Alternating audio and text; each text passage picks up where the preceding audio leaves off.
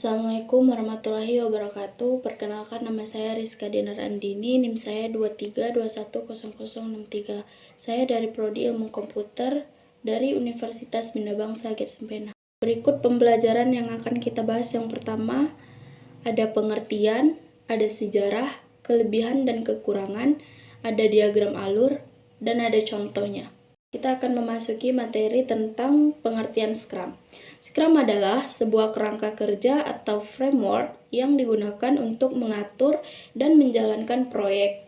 Terutama dalam pengembangan perangkat lunak, Scrum termasuk dalam pendekatan Agile yang menekankan fleksibilitas, adaptasi terhadap perubahan, dan kolaborasi tim. Nah, yang kedua ada sejarah tentang Scrum. Terdiri dari dua bagian. Yang pertama, ada pada tahun 1986, Hirotaka Takachi dan Ikujiro Nonaka yang mengamati bagaimana perusahaan-perusahaan Jepang berhasil mengembangkan produk baru dengan cepat dan efisien.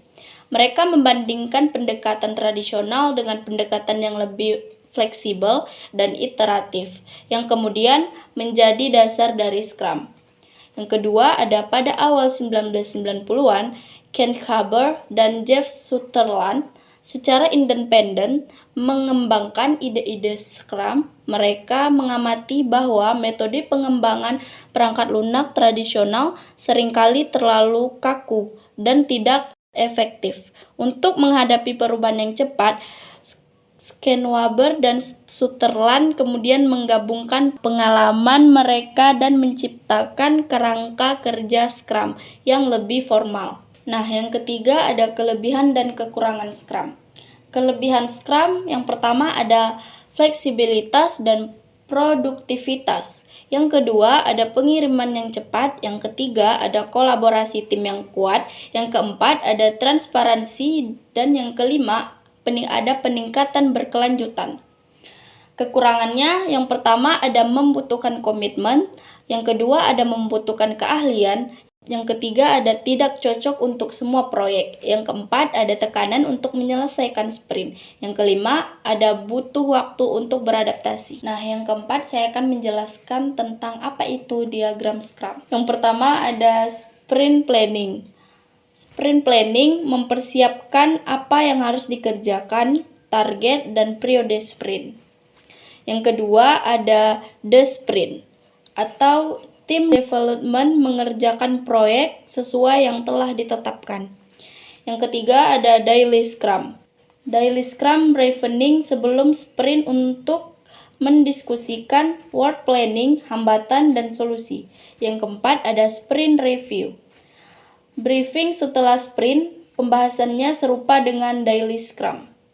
Diagram ini menunjukkan langkah-langkah yang berurutan dalam metode Scrum dengan menggunakan roda gigi sebagai simbol visual untuk tiap tahap. Nah, yang kelima saya akan menjelaskan tentang aplikasi yang menggunakan Scrum, yaitu Line, termasuk aplikasi yang mungkin menggunakan metodologi Scrum karena karakteristik dan kebutuhan perusahaan teknologi besar yang bergerak di bidang pengembangan aplikasi, khususnya yang membutuhkan pembaruan fitur cepat, iteratif, dan tanggapan cepat terhadap perubahan pasar atau kebutuhan pengguna. Dan yang terakhir ada kesimpulan Scrum.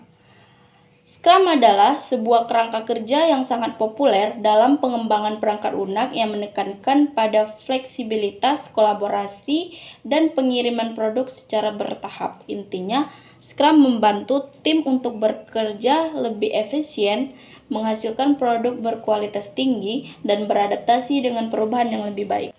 Sekian pemaparan video pembelajaran tentang Scrum dari saya. Assalamualaikum warahmatullahi wabarakatuh.